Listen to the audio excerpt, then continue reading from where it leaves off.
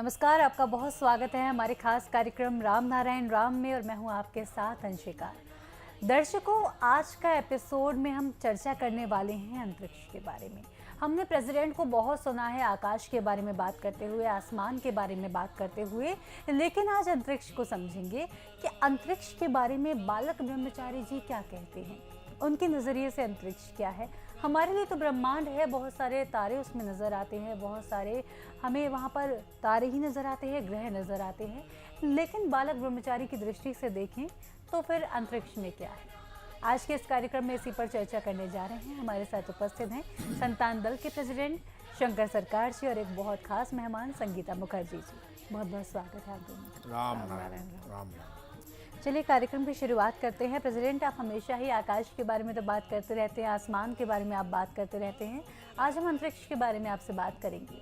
तो अंतरिक्ष के बारे में अगर हम समझें बालक ब्रह्मचारी जी के दृष्टिकोण से, उनके नज़रिए से, तो अंतरिक्ष क्या है? आप और हम जो बैठा है दोनों थोड़ा 4 फीट का दूरत्व है, दूरी में हम लोग बैठे हैं। इसका बीच का जो हिस्सा है ये भी अंतरिक्ष है, ये भी आसमान है। आसमान कहाँ नहीं है, धरती का नीचे ऊपर चारों तरफ है। आसमान का तरफ कोई देख के कभी चिंतन नहीं किया, मनन नहीं किया, मंथन नहीं किया, याद नहीं किया वो है क्या। वही असली है, वही सब कुछ का जरिया है, वही सृष्टि करता है। उसका ही नाम है राम नारायण नाम। राम का मतलब है आसमान। और जितनी तारे नक्षत्र है अभी कहाँ है, सब बोलता है आसमान में है। आसमान से ही तो पैदा हुआ। और सूरज से लाखों गुण बराबर एक स्टार नक्षत्र है, सूरज से लाखों गुण बड़ा। जब ये लोग भ्रूणों को तो पैदा हुआ, सृष्टि हुआ, तो इतना बड़ा बड़ा तो पैदा नहीं हुआ। अणु जैसा पैदा हुआ, क्वांटम जैसा पैदा हुआ। क्वांटम अणु से भी क्वांटम और छोटा होता है, मालूम है ना आपको? बिल्कुल। फिर धीरे धीरे उसका विकार हुआ, वो विकास होता है। जैसा एक बीज से, एक पेड़ का एक दाना से, एक बीज से कितना बड़ा बड़ा पेड़ बनता है जी। बड़ा असत्व बड़ वृक्ष को बोलते हैं ना उसको, वट का पेड़ जिसको हम वट का कहते हैं। पेड़। फल इतना छोटा होता है, उसका अंदर 20-50 ठो बीज होता है फल का। कितना छोटा है, सोच नहीं सकता है। तो अगर पेड़ को अमेरिका ले जाना जरूरी है पेड़ लगाने के लिए, तो इतना बड़ा पेड़ कैसे लेके जाएगा? बीज ही लेके जाना पड़ता उसका है। बीज लेके जाते हैं। और वो बीज जब पंछी, उसको क्या बोलते हैं हिंदी में असली में? पक्षी। पक्षी। हाँ। पक्षी को खाना पड़ता है। वो खा के जब पटी करता है तो उससे 2-4 बीज हजम नहीं आता पक्षी को, तब वो बीज से पेड़ बनता है। पेड़ बनता है। वो है सिद्ध बीज। अच्छा, सिद्ध बीज। सिद्ध बीज वही है मतलब जो पेड़ पैदा करने की शक्ति रखता है। अच्छा। उसका पक्षी का शरीर से उसको ऊर्जा पैदा होता है। तो उसी ऊर्जा से बॉट का जो बीज होता है उसका उत्थान होता है ऊर्जा मिलने के बाद। तो सारे नक्षत्र को आसमान से इतना छोटा था जो साइंटिफिक अनुवीक्षण यंत्रों से भी देख नहीं सकता है, इतना छोटा। अभी देखिए आसमान में अनगिनत तारे हैं। वो जो आसमान है, जो अंतरिक्ष है, वो एक किताब है। वो किताब है आदि अनादि वेद का किताब। तो ये जो किताब है ये क्या कहती है, इसमें क्या होता है और हाँ, इसको कैसे बताता पढ़ें? हूँ। वो सबसे बड़ा किताब है। ठीक है आदमी का बना हुआ किताब का बात नहीं कर रहा हूँ। जी। वो असली किताब है, उसमें सब कुछ है।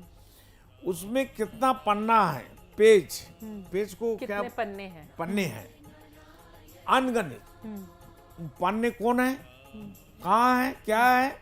वो है तारे नक्षत्र सब। वो आसमान का जो किताब होता है, किताब का अंदर पन्ना पन्ना ही तो बोलते हैं। पन्ने बोलते हैं। पन्ने है ग्रह नक्षत्र, और हर ग्रह नक्षत्र का अंदर पंचभूत है। नक्षत्र जब पैदा हुआ और पंचभूत से ही पैदा हुआ। उसमें पानी है, ऊर्जा भी है, सूरज का जो एक तो सूरज नहीं, अनगिनत सूरज है, सौर जगत है, गैलेक्सी है, और उसमें हवा भी है, मिट्टी भी है। जैसे धरती में क्या, धरती का नीचे पानी है, ऊपर में पानी है, आसमान में पानी है, हवा में पानी है, कहाँ पानी नहीं है? सोचिए ना। तो आसमान अंतरिक्ष मेरा किताब है, बुक है, आदि वेद ग्रंथ है, और उसका पन्ना है अनगिनत तारे नक्षत्र, और उसका अंदर जो कुछ है पंचभूत, उसका जो सिस्टम, उसका जो कर्म, उसका जो परिवर्तन, सृष्टि और लय, वही हमारा जो ज्ञान मिलता है, वही धरती का सब कुछ है। तो जैसा कि आपने कहा प्रेसिडेंट कि जो अंतरिक्ष में है अनगिनत ग्रह नक्षत्र हैं, तारे अनगिनत। हैं, ठीक है। तो जो आप कहते हैं कि जो मैनमेड चीज़ें हैं हमें वो नहीं पढ़नी चाहिए, वो किसी काम की पढ़ना नहीं चाहिए, लेकिन असली में तो वहां से ही सब कुछ आता है। हमारा लेकिन- चिंतन, असली शिक्षा वही है। हमारा चिंतन कहाँ से आता है? ये तो सोचो, हमारा शरीर में है क्या? आप खुद बताइए। मांस है, लेकिन मेरा सवाल आपसे ये है कि जो ग्रह नक्षत्र हैं उनकी खोज भी तो इंसान ने ही की है। इंसान ने ही बताया कि ये ग्रह नक्षत्र हैं। हमें कहाँ पता था, पहले कहाँ पता था जब तक खोज नहीं हुई थी? इंसान अस्तित्व तो क्या है? जो भी है इंसान का अस्तित्व, लेकिन पता पहले तो उसी पहले ने वो बताया। कैसे उसको पता चलता है? आंखों से। आंख हमारा ब्रेन को बोलता है, देखो वहाँ बहुत कुछ दिखाई देता है। आंख ब्रेन को बताता है जो तुम उसके बारे में सोचो। विवेक उसका चिंतन करते हैं। विवेक ही है आसमान। विवेक आदि अनादि वेद है। तो विवेक से ही हमको सब कुछ सीख लेना चाहिए। वही हमारा किताब है। आसमान मेरा वेद ग्रंथ है, वेद का किताब है, बुक है, और सारे पन्ने जो हिंदी में बोलते हैं, वो हमारा एक एक पन्ना है, एक एक ग्रह। ठीक है। तो इन ग्रहों को ग्रह हम का क्या? अलग अलग फंक्शन है, हाँ उसका आकार भी अलग अलग है, हाँ। उसका भाषा, उसका बॉडी लैंग्वेज, हर ग्रह नक्षत्रों का बॉडी लैंग्वेज अलग अलग है। हाँ बिल्कुल, वो हम एस्ट्रोलॉजी में सुनते हैं कि हर जो ग्रह होता है उसका नेचर अलग है और शेप, साइज, कलर सब कुछ अलग सब है। कुछ अलग है, कलर भी अलग है। कलर भी अलग है। मैं आपसे ये जानना चाहती हूँ, जैसे कि आपने बोला कि किताब एक तरह से है, हमें इनको पढ़ना चाहिए, तो हमें इन ग्रह नक्षत्रों से क्या सीख मिलेगी अगर हम मैनमेड चीज़ों को ना देखें तो? मैनमेड चीज देखने का बाद हमारा क्या सोसाइटी का बेनिफिट हुआ, आप बताइए मेरे को। आप खुद आपको क्वेश्चन करता हूँ, मैनमेड एजुकेशन धरती का क्या कल्याण किया? आप खुद बताइए ना, आप तो पढ़े लिखे हैं। चांद तक पहुंचे हैं शायद उसी चांद की में वजह पहुंच से, गया। एजुकेशन की वजह से। वो तो चांद में कैसे पहुंचा? कैसे वो सृष्टि कैसे हुआ? कैसे? साइंटिस्ट लोग, इंजीनियर लोग जो पहुंच गया, रॉ मटेरियल कहाँ से मिला? उसको अब देखिए सर, रॉ मटेरियल का तो ये है कि रॉ मटेरियल तो यहाँ पर भी हर चीज रख दें, रॉ लेकिन अगर मटेरियल तो मुझे नेचर बनाना का नहीं आएगा है। तो मैं आप नहीं नेचर बना को पाऊंगी सोचिए ना। हाँ सभी रॉ मटेरियल साइंटिस्ट का रिसर्च करने का, कोई चीज बनाने का रॉ मटेरियल तो नेचर है, हाँ धरती है, ठीक है। आप मुझे पेड़ ये पौधे बताइए- हैं, जी पानी है, सूरज का ऊर्जा है। वो जो रॉकेट ऊपर जाता है उसका रॉ मटेरियल तो धरती से लेता है। तब तो कोई साइंटिस्ट रॉ मटेरियल पैदा नहीं किया, सृष्टि नहीं किया, असेंबली हर किया। चीज का जो है मूल है प्रकृति। अगर हमने, आपने जैसे कहा कि हमने रॉकेट बनाया, हम रॉकेट से चांद पे पहुंचे, लेकिन जो मूल है वो तो प्रकृति है। प्रकृति का साधन को इस्तेमाल करके, उनका प्रयोग करके ही सारी चीजें आगे बढ़ती हैं।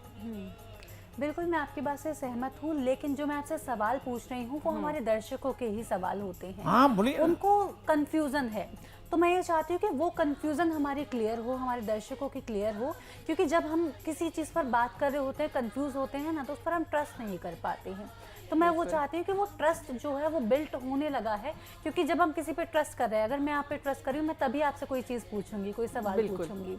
अगर मैं आपसे ट्रस्ट नहीं कर रही हूँ तो मुझे लगेगा कि आप जो भी बात कर रहे हैं वो कोई मुझे आपत्ति उससे नहीं आपको होगी। छू के भी नहीं जाती, तो इसीलिए आपत्ति भी नहीं है। हाँ जी, तो इस वजह से मैं आपसे ये जानना चाह रही हूँ, क्योंकि रॉ मटेरियल तो देखिए, अगर हम खाना बनाने वाली एक गृहिणी की बात कर लें और किसी ना जिसको जानकारी नहीं हो, अगर उसके लिए रॉ मटेरियल रख दें तो जिनको खाना बनाना आता होगा वो बना लेगा, जिनको नहीं आता होगा वो उस रॉ मटेरियल का भी यूज़ नहीं कर पाएगा। तो मैं आपसे ये समझना चाहती हूँ कि जैसे कि अगर आपने बताया कि ग्रह नक्षत्रों को हमको पढ़ना चाहिए, समझना चाहिए, उनसे चीज़ें हमें सीखनी चाहिए, हमें उनसे क्या सीखने को मिलता है ग्रह नक्षत्रों से? देखिए उसका नीति क्या है। आसमान में आप अनगणित ग्रह नक्षत्र, तारे, सौर जगत, गैलेक्सी है, ठीक है ना। उसका अंदर सूरज को पहले पकड़ लिए। सूरज क्या कर रहा है? क्या कर रहे हैं? सूरज का दुख नहीं है, उसका दिल नहीं है, मन नहीं है, उसका भूख नहीं है, उसका जीवन का बाद में क्या होगा वो नहीं सोचता है। अगर सूरज का प्राण नहीं है, चैतन्य नहीं है, सेंस नहीं है, तो सूरज का जो ताप होता है, ऊर्जा, उससे हमारा क्या क्या चीज बनता है आप सोचिए। अभी जो क्या बोलता है सोलर का प्लांट, उसका कहाँ से आता है? हाँ, सूरज की रोशनी सूरज से। रोशनी से आता है। और सर्दी का टाइम हमको धूप चाहिए। धूप कहाँ है? हम घर से निकाल के धूप का जगह जहाँ है वहाँ बैठ जाते हैं। उसको हमको विटामिन डी चाहिए। जी। है?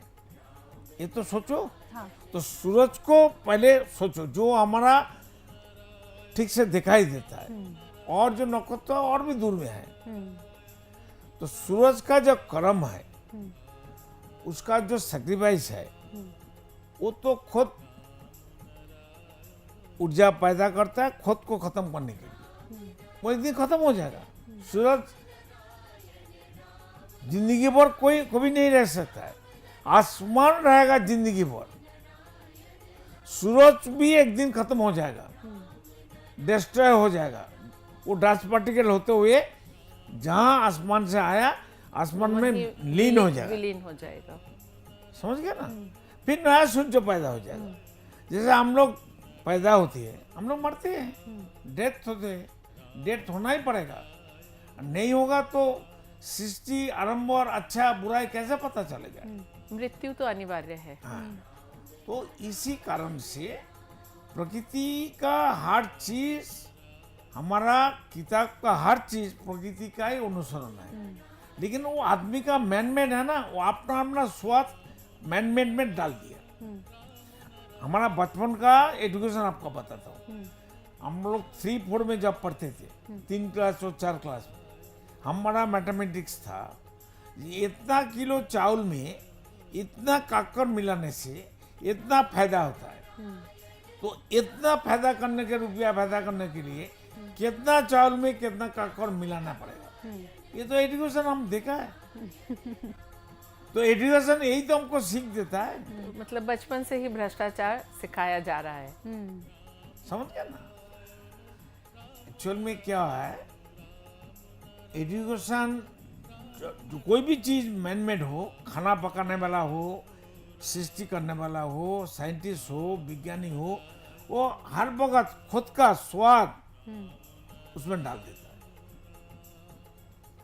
तो जहाँ तक प्रेसिडेंट की बातों से जो मुझे लग रहा है, वो ये कहना चाह रहे हैं कि प्रकृति को जो उन्होंने किताब बताया है, आसमान को किताब बताया है, आपने पूछा उससे हमें क्या सीख मिलती है।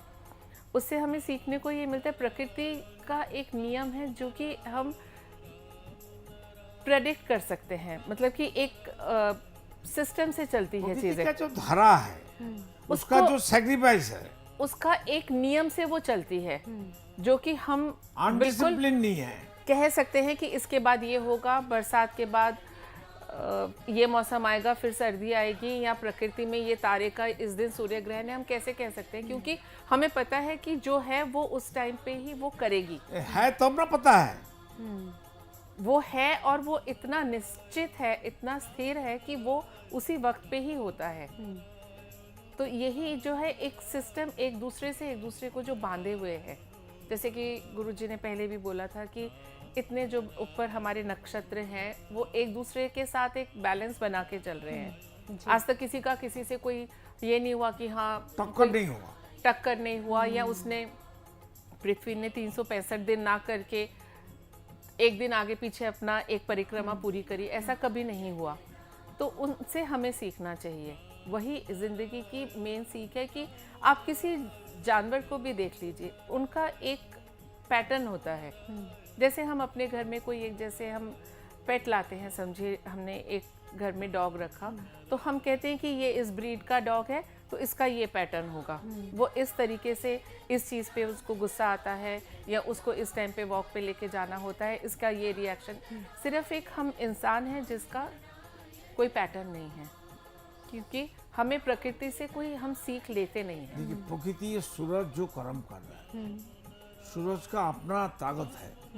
बिल्कुल। वो कहते हैं मैं ताकत वाला हूँ, मैं मालिक हूँ, मैं भगवान हूँ, मैं सब कुछ हूँ, तुमको देगा उसको नहीं देगा, उसका ये धर्म के ऊपर एलर्जी है, वो धर्म के ऊपर एलर्जी है, ऐसा हुआ है क्या?